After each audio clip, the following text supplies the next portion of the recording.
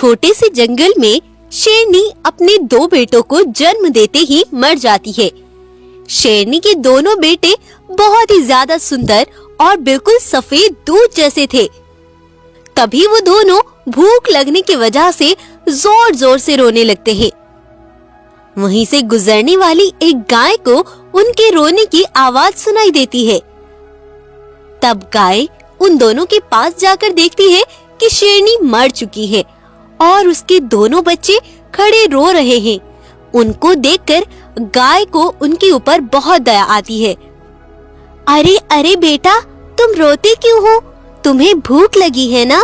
कोई नहीं, मैं तुम्हें दूध पिलाती हूँ। तब गाय उन दोनों को अपना दूध पिलाती है। गाय का दूध पीकर दोनों बच्चे कुछ अच्छा महसूस करते हैं। तभी से गाय उन दोनों को अपने ही साथ रखने लगती है।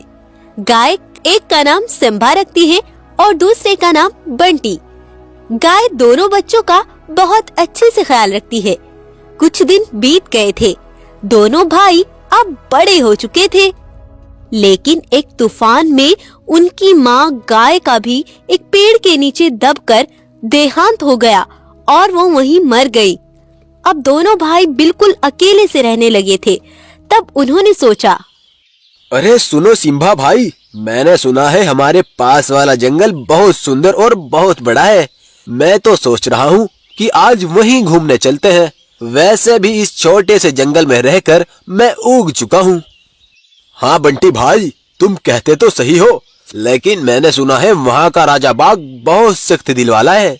अरे भाई पता है, लेकिन वह कुछ दिनों के लिए किसी दूसरे जंगल गया हुआ है, इसीलिए तो मैं तुम्हें चलने को बोल रहा हूँ। अच्छा फिर तो ठीक है, चलो चलते हैं।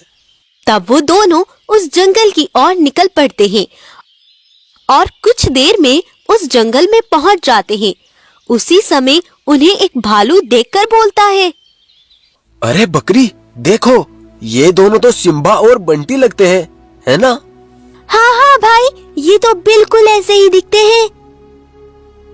अरे सिम्बा भाई, ये हमारे बारे में क्यों बोल रहे हैं और इन्हें हमारे नाम का कैसे पता? हाँ भाई, यही तो मैं सोच रहा हूँ। तब वो दोनों आगे बढ़ते हैं। तब एक भैंस उनको देखकर बोलती है, अरे अरे अरे, ये क्या देख रही हूँ मैं? ये सिम्बा और बंटी जिंदा कैसे हो गए? अरे भाई, ये भैंस क्या बोल रही है? ये सब हो क्या रहा है? पता नहीं भाई, मुझे तो सब अजीब सा लग रहा है और ये जंगल मुझे देखा सा क्यों लग रहा है? तभी उन दोनों की नजर एक बूढ़ी शेरनी पर पड़ती है, जो कि एक पेड़ से बंधी हुई थी।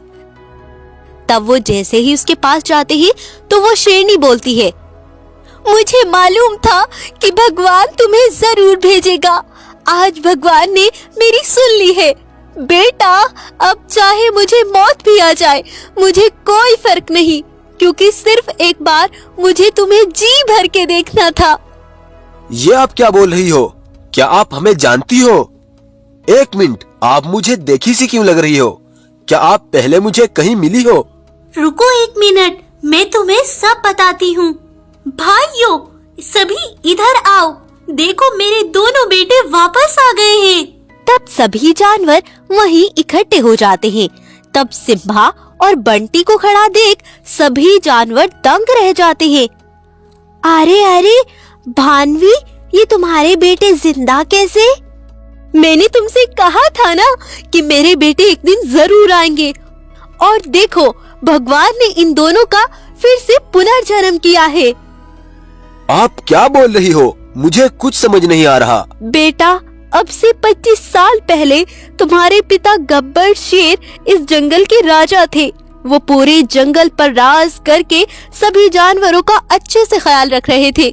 हम सबका जीवन बहुत अच्छे से गुजर रहा था, लेकिन किसी दूसरे जंगल का एक लुटेरा बाघ हमारे जंगल का राजा बनने का प्लान बना रहा था। ये हमें बिल्कुल मालूम नहीं था। वो बाघ एक जंगल में गया और रीनी गाय से जाकर बोला, अरे गाय बहन, मैं बहुत दूर से चलता हुआ यहाँ आया हूँ।